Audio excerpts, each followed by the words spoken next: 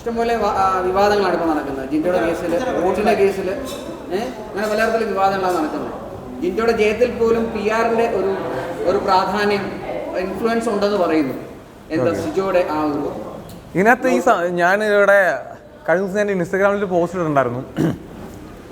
അതിനകത്ത് അവർ പറഞ്ഞിരിക്കുന്ന ഈ മീഡിയാസേ, ഞാൻ വേറെ കൊണ്ടല്ല, നമ്മളെല്ലാം അതിനകത്തുള്ളതാണ്. അപ്പം നമ്മൾ കഴിഞ്ഞ ദിവസം ഞാൻ സംസാരിച്ച സമയത്ത് തന്നെ ഞാൻ ഒരിക്കലും ജിൻഡോ ബ്രോയെ പറ്റിയൊന്നും അല്ല അവിടെ. ഐ മീൻ ഞാൻ ഇത് കഴിഞ്ഞ ഞാൻ ഒരാളെ പ്രൊവോക്ക് ചെയ്തു. ബിഗ് ബോസ് പ്രൊവോക്ക് ചെയ്യേണ്ട ഷോ പിന്നെ ഞാൻ എന്ത് കാണിക്കാനാണ് അയാളുടെ അടുത്ത് വീണ്ടും സൗഹൃദത്തിന് വേണ്ടി പോകുന്നത്? അനാവശ്യമായിട്ട് നന്മമാരം കളിക്കേണ്ട ആവശ്യം ആർക്കും ഇല്ലല്ലോ. അതെനിക്ക് കളിക്കാൻ ഉദ്ദേശമില്ല. കല്യാണം മുടങ്ങിയെന്ന് ചോദിച്ചിട്ടുണ്ട്. കല്യാണമൊന്നും മുടങ്ങിയിട്ടില്ല. എനിക്ക് പസ് വന്നിട്ട് വായി ഇങ്ങനെ ഒഴുകിക്കൊണ്ടിരിക്കുകയാണ്. പഴുപ്പ് ഒഴുകുന്ന സമയം ഉണ്ടായിരുന്നു എനിക്ക്. അന്ന് എന്നെ ചേർത്ത് പിടിച്ച ആൾക്കാരാണ്. അത് പെങ്ങളുകുട്ടിക്ക് ഒരു ഭവന പദ്ധതി എന്നുള്ളത് പുറത്ത് വന്നിട്ട് ഔട്ടായിരിക്കാം. പക്ഷെ നമ്മൾ ആത്മാർത്ഥമായിട്ട് ആ കൊച്ചിൻ്റെ വീടുണ്ടാവണം, ഹൗസിനകത്ത് ഉണ്ട്. പക്ഷെ ആ പേര് ഞാൻ പറയുന്നില്ല. ഇഷ്ടംപോലെ വിവാദങ്ങളാണ് ഇപ്പോൾ നടക്കുന്നത്. ജിൻഡോയുടെ കേസിൽ, വോട്ടിൻ്റെ കേസിൽ അങ്ങനെ പലതരത്തിലും വിവാദങ്ങളാണ് നടക്കുന്നത്. ജിൻഡോയുടെ ജയത്തിൽ പോലും PR-ന്റെ ഒരു പ്രാധാന്യം, ഇൻഫ്ലുവൻസ് ഉണ്ടെന്ന് പറയുന്നു. എന്താ സിജോയുടെ ആ ഒരു ഇതിനകത്ത് ഞാൻ ഇവിടെ കഴിഞ്ഞ ദിവസം ഞാൻ ഇൻസ്റ്റാഗ്രാമിൽ പോസ്റ്റ് ഇട്ടിട്ടുണ്ടായിരുന്നു. അതിനകത്ത് അവർ പറഞ്ഞിരിക്കുന്ന ഈ മീഡിയാസേ, ഞാൻ വേറെ കൊണ്ടല്ല, നമ്മളെല്ലാം അതിനകത്തുള്ളതാണ്. അപ്പം നമ്മൾ കഴിഞ്ഞ ദിവസം ഞാൻ സംസാരിച്ച സമയത്ത് തന്നെ ഞാൻ ഒരിക്കലും ജിൻഡോ ബ്രോയെ പറ്റിയൊന്നും അല്ല അവിടെ. ഐ മീൻ ഞാൻ ഇത് കഴിഞ്ഞ ഇങ്ങനെ ചെയ്യരുതെന്ന് പറഞ്ഞ് ഏൽപ്പിച്ചിട്ട് പോകുന്ന ഒരു കൂട്ടം ആൾക്കാരുണ്ടാവും. സ്വാഭാവികമായിട്ട് ബിഗ് ബോസിലേക്ക് വരുമ്പോൾ നമ്മളിന്ന് സോഷ്യൽ മീഡിയയിലേക്ക് ഇത്ര സജീവമായതുകൊണ്ട് എല്ലാവർക്കും ആർമി ഗ്രൂപ്പും കാര്യങ്ങളൊക്കെ ഉണ്ടാവും. ഞാൻ ഉദ്ദേശിച്ചത്രേ ഉള്ളൂ, പൈസ കൊടുത്ത് വോട്ട് പർച്ചേസ് ചെയ്യുന്നതും അല്ലെങ്കിൽ വ്യക്തിപരമായിട്ട് മറ്റുള്ള ആൾക്കാരെ അധിക്ഷേപിക്കുന്നതും. അതായത് മത്സരാർത്ഥികൾ എല്ലാവരും തന്നെ ഹെൽത്തി ആയിട്ട് മത്സരിക്കുന്നുണ്ട് അകത്ത്. പക്ഷേ പുറത്ത് അവരെ വ്യക്തിപരമായിട്ട് അധിക്ഷേപിക്കുന്ന രീതിയിൽ, അവർക്ക് പുറത്തിറങ്ങുമ്പോഴത്തേക്കും അവരുടെ ഡെയിലി ലൈഫിൽ പോലും ബുദ്ധിമുട്ടുണ്ടാകുന്ന രീതിയിലേക്ക്, ആ രീതിയിൽ ഒരു PR വർക്ക് ചെയ്യുന്നതിനോട് എനിക്ക് അന്നും ഇന്നും എന്നും എതിർപ്പ് മാത്രമേ ഉള്ളൂ. ആ എതിർപ്പിനെ കുറിച്ചാണ് ഞാൻ പറഞ്ഞിട്ടുണ്ട്. അത് മാത്രമല്ല, ഇപ്പോൾ വോട്ട് പർച്ചേസിംഗ് ആണെങ്കിൽ തന്നെ നമ്മൾ ജെന്യുവൻ ആയിട്ടല്ലേ വോട്ട് എപ്പോഴും വരിക. അപ്പോൾ ഒരു PR ടീമിനെ വെച്ചുകൊണ്ട്, അതിപ്പോൾ ഞാൻ ടോപ്പ് 5 വന്ന ആൾക്കാരെ മാത്രം ഉദ്ദേശിച്ച് ഞാൻ പറഞ്ഞൊന്നുമല്ല. ബിഗ് ബോസിലേക്ക് എത്തിയിട്ടുള്ള ഒരുപാട് ആൾക്കാർ അങ്ങനെ ചെയ്യുന്നതായിട്ട് കൃത്യമായിട്ട് ഞാൻ പണ്ടും സോഷ്യൽ മീഡിയയിൽ വീഡിയോസ് ചെയ്യുന്ന ആളായതുകൊണ്ടും അതിൻ്റെ ഡീറ്റെയിൽസ് എനിക്ക് കിട്ടിയിട്ടുണ്ട്. അപ്പോൾ അങ്ങനെ ചെയ്യുമ്പോഴത്തേക്ക് അത് മോശമാണെന്നാണ് ഞാൻ പറഞ്ഞിരിക്കുന്നത്. അല്ലാതെ ഒരു വ്യക്തി ഉദ്ദേശിച്ച് ഒരിക്കലും നമ്മൾ പറഞ്ഞിട്ടില്ല. നമ്മുടെ ഇപ്പോൾ ഈ സീസണിൽ വന്ന എല്ലാ ആൾക്കാരും നമ്മുടെ സുഹൃത്തുക്കൾ തന്നെയാണ്. ഇപ്പോൾ ജിൻഡോ ബ്രോ കപ്പടിക്കുമ്പോഴേക്കും സന്തോഷം മാത്രമേ ഉള്ളൂ. അല്ലാതെ അതിനകത്തൊരു PR കൊണ്ട് ജയിച്ചു എന്ന് ഞാൻ പറയാത്ത കാര്യങ്ങൾ സോഷ്യൽ മീഡിയയിൽ ചർച്ച ചെയ്യുമ്പോഴത്തേക്കും അതിനോട് എനിക്ക് എതിർപ്പേ ഉള്ളൂ. അങ്ങനെ പറയാത്ത കാര്യങ്ങൾ പറയുമ്പോൾ നമുക്ക് എതിർപ്പാണ്. ഇന്റർവ്യൂ ആണ് ഉദ്ദേശിക്കുന്നത്. അല്ല, ഇന്റർവ്യൂ പൈസ കൊടുത്ത് ചെയ്യുന്നതിനോട് എനിക്ക് വിയോജിപ്പൊന്നുമില്ല. മാധ്യമങ്ങൾ വന്ന് ചോദിക്കുമ്പോഴത്തേക്കിനും 1 മിനിറ്റ് 2 മിനിറ്റ് സംസാരിക്കാതെ കാര്യത്തിൽ മാത്രം വന്ന കാര്യം എന്തിനാണ് അതിനുവേണ്ടി മാത്രം സംസാരിക്കുന്ന ഒരു രീതിയാണ് പുള്ളിയുടെ. ഓക്കെ, പുള്ളി ഒരു പബ്ലിക് സെലിബ്രിറ്റി ആയതുകൊണ്ടും ആളുകൾ വോട്ട് കൊടുത്ത് ജയിപ്പിച്ച ഒരാളായതുകൊണ്ടും ഇതുപോലെയുള്ള ഒരു സോഷ്യൽ പബ്ലിക് ഫിഗർ ആയതുകൊണ്ടും പുള്ളിക്ക് മറുപടി പറയാനുള്ള ഒരു ബാധ്യത ഇല്ല എന്നാണ്. അല്ല, എന്നിട്ട് ആ ചോദ്യം ജിൻഡോ ബ്രോയോട് എന്തൊക്കെ ചോദ്യങ്ങൾ എനിക്കറിയില്ല എന്തൊക്കെയാണ് ചോദിച്ചെന്നുള്ളത്. പുള്ളി പറഞ്ഞ മറുപടിയുടെ വീഡിയോസ് ഒന്നും ഞാൻ കണ്ടില്ല. ഞാൻ ജിൻഡോ ബ്രോയുടെ ഇൻസ്റ്റാഗ്രാമിലാണ് ഞാനിത് കണ്ടത്. അപ്പം അവിടെയും ആ ഇൻസ്റ്റാഗ്രാമിൽ അവർ മെൻഷൻ ചെയ്തിരിക്കുന്നത് ജിൻഡോ ബ്രോ പറയാത്ത കാര്യങ്ങളെ പറ്റിയാണ് തമ്പനയിലും ക്യാപ്ഷനും കൊടുത്തിരിക്കുന്നത് എന്നുള്ളതാണ്. അപ്പം അതിനോടാണ് നമുക്ക് വിയോജിപ്പുള്ളത്. കാരണം ഒരാൾ പറയുന്ന കാര്യങ്ങളല്ലാണ്ട് മറ്റുള്ള കാര്യങ്ങൾ തമ്പനിയിലും ടൈറ്റിലും കൊടുക്കുമ്പോഴത്തേക്കും അതിനോട് ജിൻഡോ ബ്രോയ്ക്ക് ഉൾപ്പെടെ എല്ലാവർക്കും, അതിപ്പോൾ നമ്മൾ ആ സ്റ്റേജിൽ വരുമ്പോൾ നമുക്ക് വിയോജിപ്പായിരിക്കും തീർച്ചയായിട്ടും. കാരണം അങ്ങനെയായിരിക്കും പിന്നീട് ആൾക്കാർ നമ്മളെ ജഡ്ജ് ചെയ്യുക. ഒരു ഉദാഹരണം ഞാൻ പറയാം. ഇപ്പം ഞാനന്ന് ഒരു കാര്യം ഒപ്പീനിയൻ ഞാൻ പറയുന്നു. ഞാൻ പറഞ്ഞ ഒപ്പീനിയനകത്ത് ജിൻഡോ ഞാനായിരുന്നു കപ്പടിക്കേണ്ടത്. ഐ മീൻ സിജോ എന്ന് പറയുന്നത് ഞാനാണ് കപ്പടിക്കേണ്ടതെന്നോ ജിൻഡോ കപ്പിന് അർഹണ്ടല്ലെന്നാണ് ടൈറ്റിൽ കൊടുത്തിരുന്നത്. ഞാനത് പറഞ്ഞിട്ടില്ല. അപ്പോൾ ജിൻഡോ ബ്രോ ഇഷ്ടപ്പെടുന്ന ആൾക്കാരെന്താ അവിടെ ചെയ്യുക? സ്വാഭാവികമായിട്ട് എന്നോട് ദേഷ്യം വരും അല്ലേ? അപ്പം ഞാൻ പറയാത്ത കാര്യങ്ങൾ പറഞ്ഞിട്ട് ഒരു കൂട്ടം ആൾക്കാർ നമ്മളോട് ദേഷ്യപ്പെടുക എന്ന് പറയുമ്പോഴത്തേക്കും അത് ശരിയായിട്ടുള്ള രീതിയല്ല. അതിനോട് ഇപ്പോൾ ജിൻഡോ ബ്രോ ഇപ്പോൾ ആ ഒരു ക്യാപ്ഷൻ ഇട്ടത് അതുകൊണ്ട് തന്നെ ആയിരിക്കാം. പിന്നെ ബ്രോ ചോദിച്ച പോലെ നമ്മൾ മാധ്യമങ്ങളോട് സംസാരിക്കാം, അങ്ങനെ ഇപ്പോൾ അങ്ങനെ ഒരു വാശി കാണിച്ചൊന്നും എനിക്കറിയില്ല. ഞാനിപ്പോൾ നമ്മൾ സംസാരിക്കുന്നില്ല. അതുപോലെ പുള്ളിയും സംസാരിച്ചിട്ടുണ്ടെന്നാണ് ഞാൻ വിശ്വസിക്കുന്നത്. പിന്നെ ഈ പുള്ളിയുടെ ഒരു എന്താ പറയേണ്ടത്, അത് പുള്ളിയുടെ വ്യക്തിപരമായിട്ടുള്ള തീരുമാനങ്ങളല്ലേ. അതിലെനിക്കറിയില്ല എങ്ങനെയാണെന്നുള്ളത്. പുള്ളിയുടെ മൂഡും കാര്യങ്ങളൊക്കെ അനുസരിച്ചൊക്കെ ആയിരിക്കും അതിനകത്ത്. ഇപ്പം നമുക്ക് കാരണം ആ ഫുട്ടേജ് ഞാൻ കണ്ടിട്ടില്ല, കാണാത്തതിൻ്റെ എനിക്ക് കൃത്യമായിട്ട് പറയാൻ പറ്റില്ല അതിനകത്ത് എങ്ങനെയാണെന്നുള്ളത്. പിന്നെ ഈ വോട്ടിങ്ങിലെ സുതാര്യത, ട്രാൻസ്പെറൻസി എത്രമാത്രം ഉണ്ട്? കാരണം EVM മെഷീൻസിന് വരെ ആൾക്കാർ ഇവിടെ പറയും അതെ ഈ ഒരു നമ്മുടെ കേരളത്തിനുള്ളിൽ നടക്കുന്ന ഒരു ഷോയ്ക്ക് എത്രമാത്രം ക്രെഡിബിലിറ്റി ഉണ്ട് ഈ വോട്ടിങ്ങിനെ പറ്റി? നമ്മളെ ട്രസ്റ്റ് ആണല്ലോ. നമ്മളിപ്പോൾ വിശ്വാസ്യത എന്ന് പറയുന്ന സാധനം ഉണ്ടല്ലോ എപ്പോഴും. നമ്മൾ അതിലാണ് മുന്നോട്ട് പോവുക. ഇപ്പോൾ വോട്ട് എന്താണെന്ന് നമുക്കറിയില്ല. അപ്പം ഒരു ട്രസ്റ്റ് ചെയ്യാന്നുള്ളതാണ്. അപ്പോൾ നമ്മുടെ വോട്ട് ബിഗ് ബോസ് നമ്മുടെ അടുത്ത് പറയുകയാണ് സിജോ എവിക്റ്റഡ് ആണ്. അപ്പോൾ സ്വാഭാവികമായിട്ട് അത് ഞാൻ ഉൾക്കൊണ്ട് എനിക്കായിരിക്കും ഏറ്റവും കുറവ് വോട്ട് എന്നുള്ളത്, അത് വിശ്വാസപരമായിട്ട് അതിനെ ഉൾക്കൊള്ളുക എന്നുള്ളതാണ് ഞാനിപ്പോൾ ചെയ്യുന്ന ഒരു കാര്യം. അതിനപ്പുറത്തേക്ക് നമുക്കൊന്നും പറയാനും പറ്റില്ല ആ വിഷയത്തെ പറ്റി. അപ്പോൾ നമ്മൾ ആഗ്രഹിക്കും നമ്മൾ എവിക്റ്റ് ആവരുത്, വോട്ട് കൂടുതലായിരിക്കണം നമ്മൾ ആഗ്രഹിക്കും. ഞാനല്ല എല്ലാ ആ രീതിയിൽ തന്നെ ആഗ്രഹിക്കും. പക്ഷേ നമ്മൾ എവിക്റ്റ് ആകുമ്പോഴത്തേക്കും അതിന് നമ്മൾ പൂർണ്ണമായിട്ട് ഉൾക്കൊള്ളുക എന്നുള്ളത് നമുക്ക് വേറൊന്നും ചെയ്യാൻ പറ്റില്ല. ഇല്ല, അങ്ങനെയില്ല. കാരണം നമ്മളവിടെ ചെല്ലുമ്പോഴത്തേക്കും ഇത് നമ്മൾ അറിഞ്ഞിട്ടാണ് പോകുന്നത്. ഫുഡ് ഭയങ്കര ലിമിറ്റഡ് ആയിരിക്കും, നമ്മൾ കംപ്ലീറ്റ്ലി അറിഞ്ഞിട്ട് അങ്ങോട്ട് ചെല്ലുന്നത്. അപ്പം നമ്മളത് അതുമായിട്ട് എനിക്കറിയാം. ഞാനവിടെ പോകുന്ന സമയത്ത് ഞാൻ ഷെമീറിക്ക് അടുത്ത് പറഞ്ഞിട്ടുണ്ടായിരുന്നു, നമ്മളിപ്പോൾ ജിമ്മിലാണല്ലോ, എൻ്റെ ഒരു 5-6 കിലോ കുറയുമായിരിക്കും എന്ന് ഞാൻ പറഞ്ഞിട്ടാണ് ഞാൻ ചെല്ലുന്നത്. കാരണം നമുക്കവിടെ ഫുഡ് ഭയങ്കര ലിമിറ്റഡ് ആയിരിക്കും നമുക്കറിയാം. പക്ഷെ നമ്മുടെ ഈ സീസണിൽ കണ്ടൊരു ഗുണം എന്ന് വെച്ച് കഴിഞ്ഞാൽ നമുക്ക് ഈ പവർ ടീം കോൺസെപ്റ്റ്, എനിക്ക് ആ കോൺസെപ്റ്റ് താല്പര്യമൊന്നുമില്ല, പക്ഷേ പവർ ടീം കോൺസെപ്റ്റ് വന്നതുകൊണ്ട് അവർക്ക് ലക്ഷറി ഉണ്ടായിരുന്നത് കൊണ്ട് നമുക്ക് ഇടയ്ക്ക് മട്ടനും ചിക്കനും ഒക്കെ ആദ്യത്തെ കുറേ ദിവസങ്ങളിലൊക്കെ കിട്ടുമായിരുന്നു. അപ്പോൾ നമുക്കൊരു പരിധിവരെയൊക്കെ സാധാരണ സീസൺ അപേക്ഷിച്ച് കമ്പാരിറ്റീവ്ലി കുറച്ചുകൂടെ ഒരു 1% നമുക്ക് കുറച്ചുകൂടെ ഫുഡ് കൂടുതൽ കിട്ടിയിട്ടുണ്ട്. പക്ഷേ എനിക്ക് അതിനോട് വിയോജിപ്പൊന്നുമില്ല. ഫുഡ് പട്ടിണി കിടുന്നതായിട്ടൊന്നുമല്ല. നമുക്കവിടെ ഇതൊക്കെ നമ്മൾ പൊരുത്തപ്പെടണം. ചിലപ്പോൾ ഇപ്പോൾ ഒരുപാട് സെലിബ്രിറ്റീസ് ഒക്കെ അവിടെ വരുന്നുണ്ട്. പക്ഷേ ആര് വന്നാലും ശരി, അതിപ്പോൾ ഈ ബിഗ് ബോസിലേക്ക് എത്ര വലിയ സെലിബ്രിറ്റി കയറിയാലും അവർ പാത്രം കഴുകണം, അവർ തുണി അലക്കണം, അവർ തറ തുടക്കണം, കക്കൂസ് പോലെ അവർ ക്ലീൻ ചെയ്യണം, ആഹാരം പാകം ചെയ്യണം. ഇത് ചെയ്തേ പറ്റുള്ളൂ. അപ്പോൾ ഇത് അറിഞ്ഞിട്ടാണ് നമ്മൾ കയറി ചെല്ലുന്നത്. അപ്പോൾ അറിഞ്ഞിട്ട് കയറി ചെന്നിട്ട് പിന്നീട് നമുക്ക് അതിനകത്ത് കംപ്ലയിൻറ്റ്സ് പറഞ്ഞിട്ട് കാര്യമില്ല. കംപ്ലയിൻറ്റിന് അർത്ഥമില്ല. ബിഗ് ബോസിനകത്ത് എത്തി ഏതാണ്ട് 100 ദിവസത്തിനടുത്ത് തന്നെ അല്ലേ? അതെ, 91 ദിവസം. എന്താണ് ശരിക്കും അത്ര ദിവസം നിൽക്കുമെന്ന് ഉറപ്പുണ്ടായത്? ഞാൻ ചെല്ലുന്ന മൊമെന്റിൽ എനിക്ക് ഏറ്റവും ആദ്യത്തെ ദിവസങ്ങളിൽ എനിക്ക് ഒന്നും ഓർമ്മയുണ്ടായിരുന്നില്ല. പക്ഷേ നമ്മളപ്പോൾ വീട്ടിൽ നിന്ന് ഇറങ്ങി ബിഗ് ബോസിലേക്ക് എത്തുന്ന സമയത്ത് കപ്പടിക്കും എന്നുള്ള മൊമെന്റിലാണ് പോകുന്നത്. അവിടെ എത്തി എല്ലാവരെയും കാണുമ്പോൾ ഭയങ്കരമായിട്ട് നമ്മളെക്കാളൊക്കെ ഒത്തിരി വലിയ പൊസിഷനിൽ നിൽക്കുന്ന ആൾക്കാരാണ് നമ്മൾ മത്സരാർത്ഥികൾ, നമ്മുടെ സഹ മത്സരാർത്ഥികൾ. അപ്പോൾ അവരുടെ കൂടെ കോമ്പറ്റീറ്റ് ചെയ്യുമെന്ന് പറയുമ്പോൾ നമുക്ക് ഭയങ്കര ഒരു എന്താ പറയുക, അപ്പോൾ നമുക്ക് എന്ത് ചെയ്യണം എങ്ങനെ ചെയ്യണമെന്ന് നമുക്ക് അറിയാത്തൊരു മൊമെൻ്റ് ആയിരുന്നു. അപ്പോൾ ഓരോ ഡേ മുന്നോട്ട് പോകുമ്പോൾ ഫസ്റ്റ് ആദ്യത്തെ 16 ദിവസം ഞാൻ നിന്ന ആ ഒരു ഫ്ലോയിൽ ഞാൻ 100% ഉറപ്പിച്ചിട്ടുണ്ടായിരുന്നു എനിക്ക് കപ്പ് കിട്ടും എന്നുള്ളത്. ഞാൻ ഉറപ്പിച്ചിട്ടുണ്ടായിരുന്നു. ആ ആദ്യത്തെ ഒരു 16 ദിവസം ഞാൻ നിന്ന ആ ഒരു ഫ്ലോയിൽ ഞാൻ പോകുവാണെന്നുണ്ടെങ്കിൽ, കാരണം കപ്പിൽ സിജോക്ക് കപ്പടിക്കുക എന്നുള്ള ഒരു ആഗ്രഹവും ഒരു കോൺഫിഡൻസ് എനിക്ക് ആ സമയത്ത് എനിക്ക് ഉണ്ടായിരുന്നു.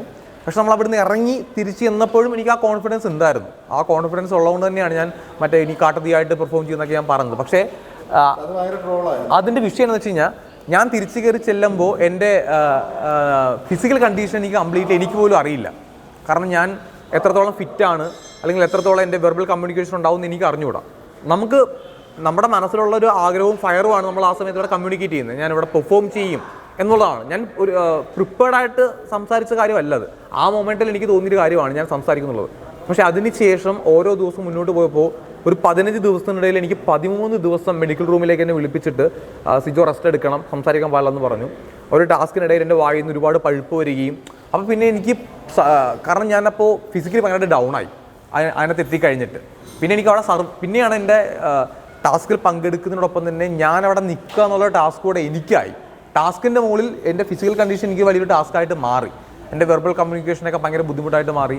സംസാരിക്കാൻ പറ്റാത്ത അവസ്ഥയായി. രാവിലെ എണീക്കുമ്പോൾ അവിടെയുള്ള ആൾക്കാർക്ക്, എൻ്റെ കൂടെയുള്ള ആൾക്കാർക്ക് അറിയാം, എൻ്റെ വാ അടഞ്ഞു പോകും. രാവിലെ എണീക്കുമ്പോൾ ഞാൻ മോർണിംഗിൽ ഡാൻസ് കളിക്കാത്തതിൻ്റെ റീസൺ അതാണ്. കാരണം എനിക്ക് മോർണിംഗ് ഡാൻസ് കളിക്കാൻ പറ്റില്ല. എൻ്റെ വാ ഇങ്ങനെ ക്ലോസ് ആയിട്ട് അടഞ്ഞിരിക്കുകയായിരിക്കും. കാരണം പഴുപ്പ് വന്നിട്ട് വാ അടഞ്ഞിരിക്കും. പിന്നെ ഞാൻ രാവിലെ എണീറ്റ് ഏറ്റവും ആദ്യം ആ പഴുപ്പ് ഞെക്കിക്കളയും.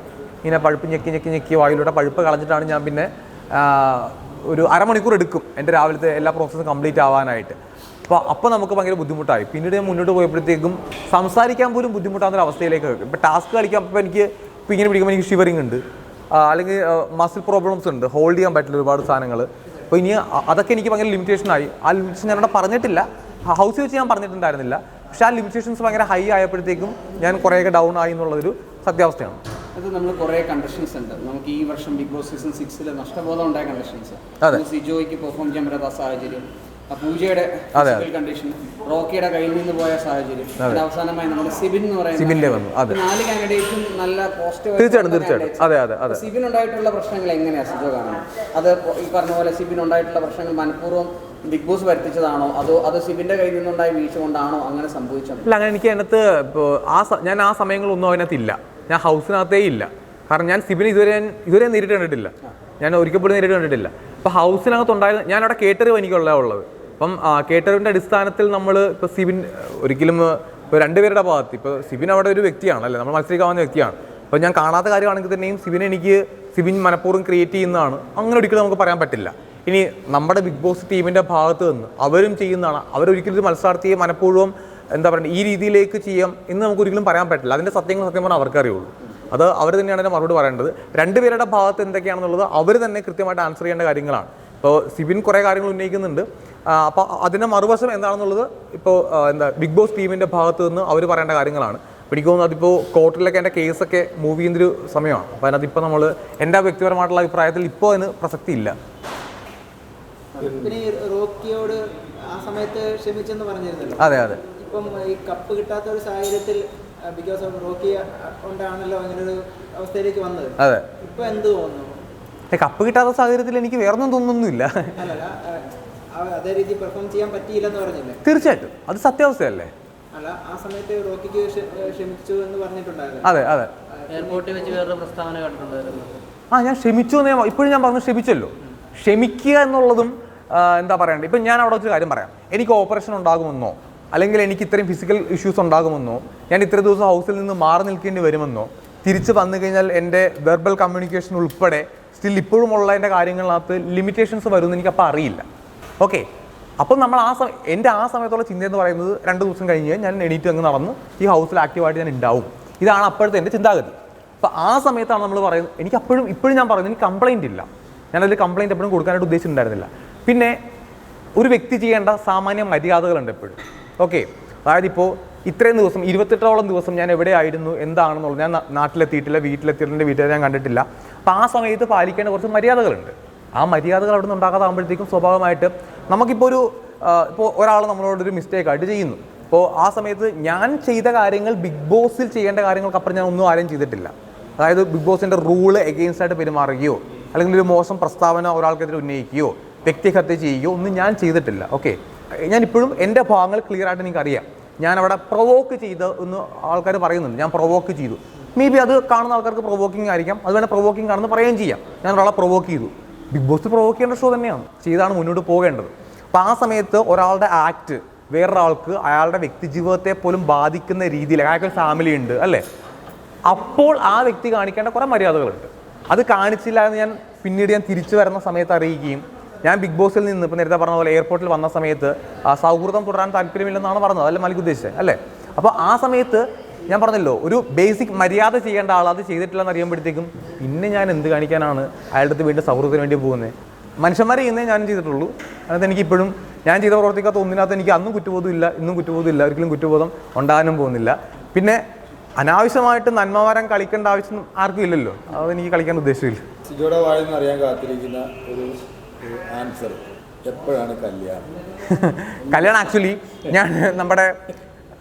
എനിക്ക് ഇന്നൊരാൾ മെസ്സേജ് അയച്ചു, കല്യാണം മുടങ്ങിയോന്ന് ചോദിച്ചിട്ടുണ്ട്. കല്യാണമൊന്നും മുടങ്ങിയിട്ടൊന്നുമില്ല. കല്യാണത്തിൻ്റെ ഇതിനുമുമ്പ് ഞാൻ പറഞ്ഞിട്ടുണ്ട്, ഇപ്പം എൻ്റെ പേഴ്സണൽ കാര്യങ്ങൾ അറിയാവുന്ന ആൾക്കാർക്ക് അറിയാമല്ലോ. അതായത് കല്യാണം ആക്ച്വലി ഞാൻ പ്ലാൻ ചെയ്ത് വെച്ചിരുന്നു. എൻ്റെ മനസ്സിലൊരു ആഗ്രഹം ഉണ്ടായിരുന്നു. നമ്മൾ ഡേറ്റ് ഒന്നും പ്ലാൻ ചെയ്തിട്ടുണ്ടായിരുന്നില്ല. ഒരു സെപ്റ്റംബർ, ഒക്ടോബർ അല്ലെങ്കിൽ ഓണ സമയത്ത് കല്യാണം കഴിക്കണമെന്ന് നമ്മൾ പ്ലാൻ ചെയ്തിരുന്നത്. അപ്പോൾ അതിന് മുന്നേ ഉള്ള ഇപ്പം നമ്മുടെ രീതി അറിയാമല്ലോ, ഒരു മനസ്സമ്മതമുണ്ട്, ഒരു നിശ്ചയമുണ്ട്. അപ്പോൾ ഓഗസ്റ്റ് മാസത്തിലൊക്കെ ഇതിൻ്റെ പരിപാടീസൊക്കെ ഇങ്ങനെ മൂവ് ചെയ്യണമെന്ന് വിചാരിച്ചത്. ഇപ്പോൾ നമ്മുടെ വിഷയം എന്ന് വെച്ച് കഴിഞ്ഞാൽ ഓഗസ്റ്റ് 5-നാണ് എൻ്റെ പ്ലേറ്റ് റിമൂവ് ചെയ്യുന്ന ഡേ. അപ്പം ഈ ഡേയുമായിട്ട് ബന്ധപ്പെട്ട് നമ്മുടെ ഡേറ്റ് കംപ്ലീറ്റ്ലി നമുക്കൊന്ന് മാറ്റി വെക്കണം. അല്ലാന്നുണ്ടെങ്കിൽ നമ്മൾ പിന്നെ എടുത്തോ പിടിച്ചോ എന്ന് പറഞ്ഞ് ഓടി കിടന്ന എല്ലാ കാര്യങ്ങളും ചെയ്യണം. അപ്പോൾ എനിക്കത് അറിയില്ല അതെങ്ങനെയാണ് ഇനി മുന്നോട്ട് വരുന്നതെന്നുള്ളത്. കാരണം അതാണ് ഞാൻ നേരത്തെയും പറഞ്ഞത്. അപ്പം എൻ്റെ വ്യക്തിപരമായിട്ടുള്ള എൻ്റെ പേഴ്സണൽ കാര്യങ്ങളൊക്കെ എന്നെ ഇത് ബാധിച്ചിട്ടുണ്ട്. നമ്മൾ ബിഗ് ബോസിൽ പോകുമ്പോൾ നമ്മൾ ആഗ്രഹിക്കുന്നത് എന്താ? ബിഗ് ബോസിൽ പോവുക, അവിടെ എൻജോയ് ചെയ്യുക, അടിച്ചു പൊളിക്കുക, കപ്പടിക്കുക, തിരിച്ചു വരിക, ആഘോഷിക്കുക, ഇതാണ് നമ്മൾ ഇത്. പക്ഷെ അതിൽ നിന്ന് വ്യത്യസ്തമായിട്ട് നമുക്കൊരു ഫിസിക്കൽ ഇഷ്യൂ ഉണ്ടായി തിരിച്ചു വരിക, ആ ഫിസിക്കൽ ഇഷ്യൂ നമ്മളെ പിന്നെ വേട്ടയാടുക, നമ്മുടെ വ്യക്തിപരമായിട്ടുള്ള വലിയ കാര്യങ്ങളെ പോലെ. കല്യാണം ഒറ്റത്തവണയല്ല കഴിക്കാൻ പറ്റുള്ളൂ. അപ്പോൾ ആ സംഭവത്തെ പോലെ അത് ബാധിക്കും എന്ന് പറയുമ്പോഴത്തേക്ക് അതാണ് ഇപ്പം എന്നെ അലട്ടുന്ന മെയിൻ പ്രോബ്ലം അതാണ്. ഉറപ്പായിട്ടും ഉണ്ടാവും. അത് ഞാൻ പറഞ്ഞ പോലെ ഇപ്പം ഞാൻ ബിഗ് ബോസിൽ വെച്ചിട്ട് എനിക്ക് നിർബന്ധമായിരുന്നു എനിക്ക് തിരിച്ചു വരണം എന്നുള്ളത്. അപ്പോൾ എൻ്റെ മനസ്സിൽ ഇപ്പോൾ ഞാൻ സെപ്റ്റംബർ, ഒക്ടോബർ കല്യാണം കഴിക്കാൻ വേണ്ടി തീരുമാനിച്ചിരുന്നു. അപ്പോൾ എൻ്റെ ബോഡി എനിക്ക് ശരിയാക്കി എടുക്കണം. 13 കിലോ എനിക്ക് പോയിട്ടുണ്ട്, 10 കിലോയെങ്കിലും എനിക്ക് കൂട്ടണം. അപ്പം ഞാൻ ഇപ്പോഴും വിശ്വസിക്കുന്നത് എന്നെ കൊണ്ടത് സാധിക്കും. ഞാൻ എല്ലാം ചെയ്ത് ഞാൻ വിചാരിച്ച സമയത്ത് തന്നെ എൻ്റെ കല്യാണം നടത്തും എന്നൊക്കെയാണ് ഞാൻ ഇപ്പോഴും മനസ്സിൽ ആഗ്രഹിച്ച് വെച്ചേക്കുന്നത്. ആ ഒരു ഇതിപ്പോഴും ഞാൻ മനസ്സിൽ അങ്ങനെ തന്നെ വെച്ചിട്ടുണ്ട്. ഈ ബിഗ് ബോസ് കൊണ്ട് പിന്നെ കപ്പടിച്ചില്ലെങ്കിൽ ഒരുപാട് സൗഹൃദങ്ങൾ ഉണ്ടാക്കാൻ സാധിക്കും. ഉറപ്പായിട്ടും. അപ്പൊ അതിനകത്ത് സിജോക്ക് വ്യക്തിപരമായിട്ട് ആരോടെങ്കിലും കൂടുതലായിട്ട് അടുപ്പമാണ് ബിഗ് ബോസിലുണ്ടായിരുന്ന ഞാൻ പറഞ്ഞിട്ടുണ്ട് പലതവണ. എനിക്ക് ഏറ്റവും കൂടുതൽ അടുപ്പമുണ്ടായിരുന്ന അകത്തും ഇപ്പൊ പുറത്തിറങ്ങിയിട്ടും നമ്മുടെ സായി ഉണ്ട്, നന്ദനുണ്ട്, അർജുനുണ്ട്, നിഷാനയുണ്ട്, ശരണ്യുണ്ട്, അപ്സര, ഗബ്രി, ഇവരെല്ലാവരും തന്നെ എല്ലാവരും ഞാനിപ്പോൾ പേരെടുത്ത് ഓരോരുത്തരായിട്ട് പറഞ്ഞ ആൾക്കാർ മാത്രമല്ല, നമ്മുടെ ജാനു, ഇപ്പം ഇവരൊക്കെ നമ്മുടെ ഇന്നലെ ഞങ്ങൾ ജാസ്മിനെ കണ്ടു, റസ്മിനെ കണ്ടു, ഇവരെല്ലാവരും ഞങ്ങൾ ഇന്നലെ കണ്ടിരുന്നു. ഇപ്പോൾ ഞാൻ പൂജയെ കഴിഞ്ഞ ദിവസം വിളിച്ചിട്ടുണ്ടായിരുന്നു. കുറേ പേര് ഇപ്പോൾ നാളെ ഞങ്ങൾ കുറച്ച് പേര് കാണുന്നുണ്ട്, സിബിനെയൊക്കെ നാളെ കാണുന്നുണ്ട്.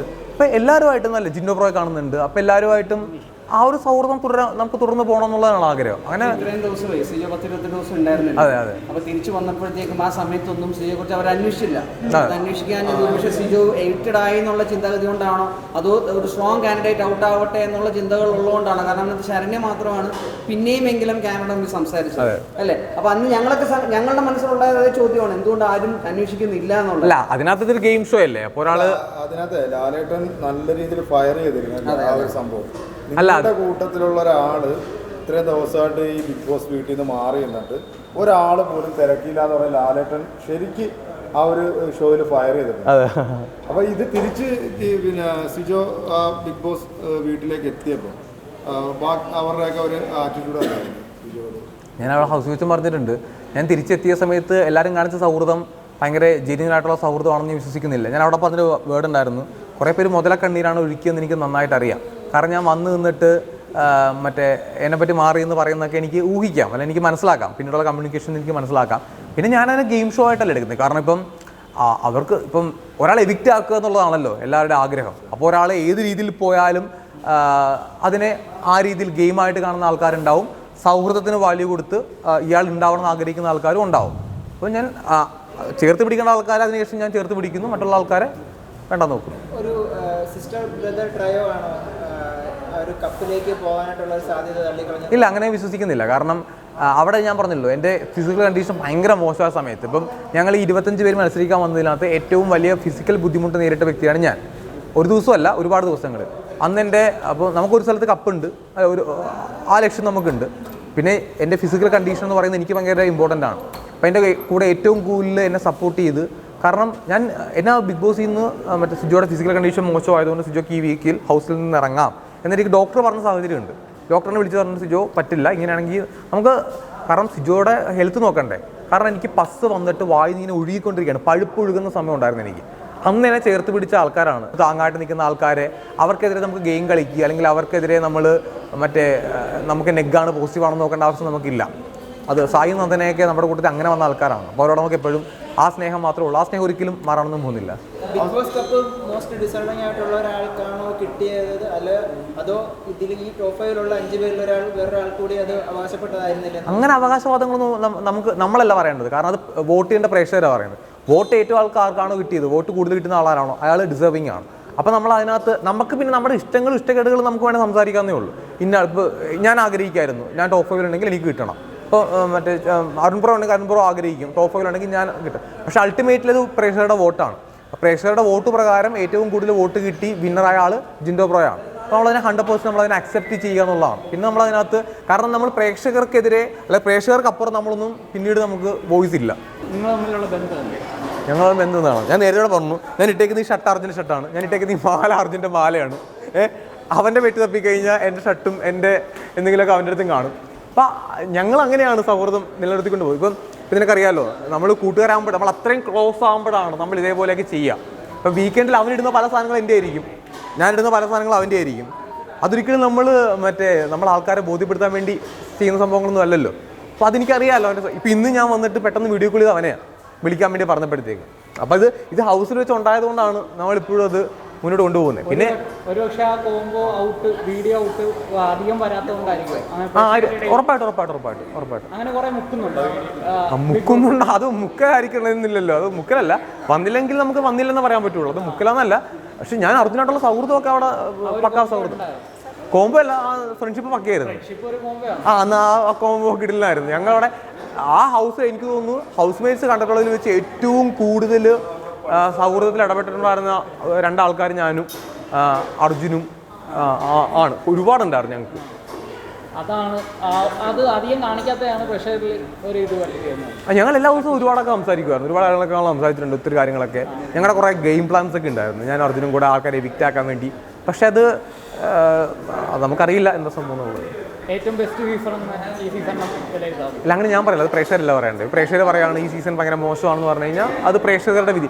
സീസൺ നല്ലതും ചീത്തതും പറയേണ്ട പ്രേക്ഷകരാണ്. പ്രേക്ഷകർ എന്താണോ പറയുന്നത് അത് അക്സെപ്റ്റ് ചെയ്യുക എന്നുള്ളതാണ്. സീസൺ 6 നല്ലതാണെന്ന് പ്രേക്ഷകർ പറഞ്ഞാൽ നല്ലത്, മോശമാണെന്ന് പറഞ്ഞു കഴിഞ്ഞാൽ അത് പ്രേക്ഷകരുടെ വിധി എന്താണോ അതിനെ മാനിക്കുക എന്നുള്ളതാണ്. ഈ ജഡ്ജ്മെൻ്റ് ഒക്കെ പ്രേക്ഷകർക്കാണ്, നമ്മുടെ അല്ല. എനിക്ക് മറ്റേ പുറത്തുനിന്ന് റിവ്യൂ പറയുമ്പോഴും അകത്തുനിന്ന് കളിക്കുമ്പോഴും ഞാൻ സെയിം വൈബിൽ തന്നെയായിരുന്നു. അല്ല, അവൻ അവൻ്റെ വ്യക്തി ജീവിതത്തിനാണ് പുറത്ത് അകത്ത് കയറിയപ്പോൾ ഇമ്പോർട്ടൻസ് കൊടുത്തത്.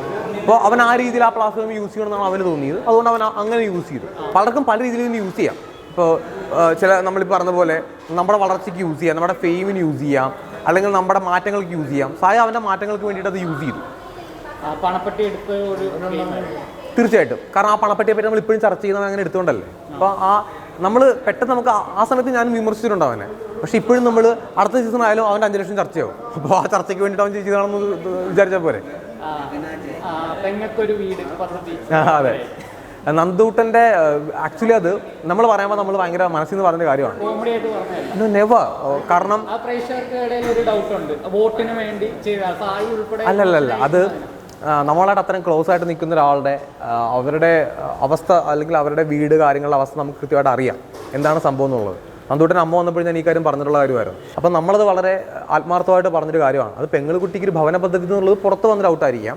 പക്ഷെ നമ്മൾ ആത്മാർത്ഥമായിട്ട് ആ കൊച്ചിൻ്റെ വീട് ഉണ്ടാവണം സ്ഥലം ആൾക്കാർ അവർക്ക് സ്വന്തമായിട്ടൊരു വീട് വേണം നമ്മളെല്ലാവരും ആഗ്രഹിക്കും. അല്ലെങ്കിൽ അവരുടെ ബുദ്ധിമുട്ടുകളെ പറ്റി സംസാരിക്കുമ്പോൾ നമുക്ക് അതിന് സങ്കടം തോന്നും.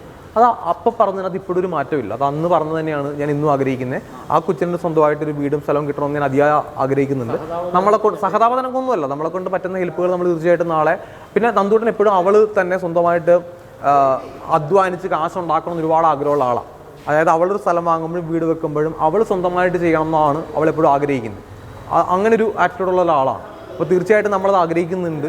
അത് ഒരിക്കലും വോട്ടിന് വേണ്ടി പറയുകയോ വോട്ടിന് വേണ്ടി ചെയ്യുകയോ ആ മൊമെൻറ്റിൽ പറഞ്ഞൊരു കാര്യമല്ല, നമ്മൾ മനസ്സിൽ നിന്ന് പറഞ്ഞൊരു കാര്യമാണ്. ഇപ്പോഴും ആ വാചകങ്ങൾക്കൊരു മാറ്റം ഞാൻ ആഗ്രഹിക്കുന്നില്ല, മാറ്റി പറയാനായിട്ട് ആഗ്രഹിക്കുന്നില്ല. ആ പറഞ്ഞതിനകത്ത് ഇപ്പോഴും സന്തോഷം മാത്രമേ ഉള്ളൂ. സീസൺ 6 അത് ഞാൻ കണ്ടിട്ടില്ല. എപ്പിസോഡ്സ് ഞാൻ കണ്ടിട്ടില്ല. അകത്തുനിന്ന് പല പെർഫോമൻസ് ഉണ്ടായിരുന്നു. അതായത് ഇപ്പോൾ ഏറ്റവും കൂടുതൽ എന്താ പറയണ്ടേ, കോണ്ടന്റ് ഉണ്ടാക്കിയ ആൾ, ഉണ്ടാക്കിയെടുത്ത ആൾ ജിൻഡോ ബ്രോ ആണ്. ഉണ്ടാക്കുന്നതാണ് കോണ്ടന്റ് ഉണ്ടാക്കി വിഷയങ്ങളല്ല, അത് പോസിറ്റീവ് നെഗറ്റീവ് എന്നുള്ളതൊന്നുമല്ല. ഒരു കോണ്ടന്റ് ഉണ്ടാക്കിയെടുക്കാൻ ഭയങ്കര ബുദ്ധിമുട്ടാണ്. അതായത് ഒരു എംറ്റി ആയിട്ട് നിൽക്കുന്ന സ്പേസിൽ നിന്ന് ഒരു കോണ്ടന്റ് ഉണ്ടാക്കിയെടുക്കുക. ജിൻഡോ ബ്രോ ഒരുപാട് ഉണ്ടാക്കിയെടുത്തിട്ടുണ്ട്. പിന്നെ ജാസ്മിൻ ആണെങ്കിൽ തന്നെ ഒരുപാട് ഫൈറ്റ് ചെയ്ത് മുന്നോട്ട് പോയിട്ടുണ്ട്. ഇപ്പോൾ ട്രോഫിയിൽ വന്ന അർജുൻ ഒരുപാട് എന്താ പറയണ്ടേ, ഒരു ജെന്റിൽമാൻ ഗെയിം കളിക്കുകയും അവനവിടെ ഫിസിക്കൽ ഇഷ്യൂ ഉണ്ടായ സമയത്ത് അവനോട് തരണം ചെയ്ത് മുന്നോട്ട് പോയിട്ടുണ്ട്. അപ്പോൾ എൻ്റെ കാര്യം ഞാൻ പറയുമ്പോഴാണെങ്കിൽ തന്നെയും ഞാൻ ഒരുപാട് പെയിൻ അനുഭവിച്ച് എനിക്ക് വ്യക്തിപരമായിട്ട് അറിയാം. എൻ്റെ തിരിച്ചു വരവില്ലാത്ത എൻ്റെ വെർബൽ കമ്മ്യൂണിക്കേഷൻ മോശമായിട്ട് എനിക്ക് എന്തെങ്കിലും ചെയ്യണമെന്ന് ആഗ്രഹത്തിൽ ഞാൻ എന്തൊക്കെയോ അവിടെ ചെയ്യാനായിട്ട് ഞാൻ അവിടെ ശ്രമിച്ചിട്ടുണ്ട്.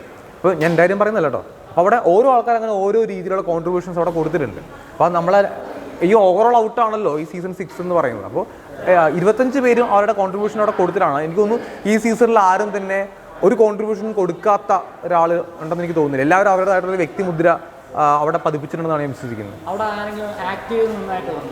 ഏത് ഹൗസിനകത്ത് ഉണ്ട്, പക്ഷെ ആ പേര് ഞാൻ പറയുന്നില്ല. എനിക്ക് തോന്നുന്നുണ്ട് ആക്റ്റീവ് ഉണ്ട്, ക്യാരക്ടർ ചേഞ്ചസ് ഒക്കെ എനിക്ക് തോന്നുന്നുണ്ട്. പക്ഷെ എനിക്ക് പറയുന്നത് മോശമാണ്. കാരണം എനിക്ക് അങ്ങനെ ഇപ്പോൾ തൽക്കാലം അങ്ങനെ ഒരാളെ ഹേർട്ട് ചെയ്യിപ്പിക്കുക ഇല്ല, ക്ലൂ ഇല്ല. നീ ഉദ്ദേശിക്കുന്ന ആളൊക്കെ ശരി.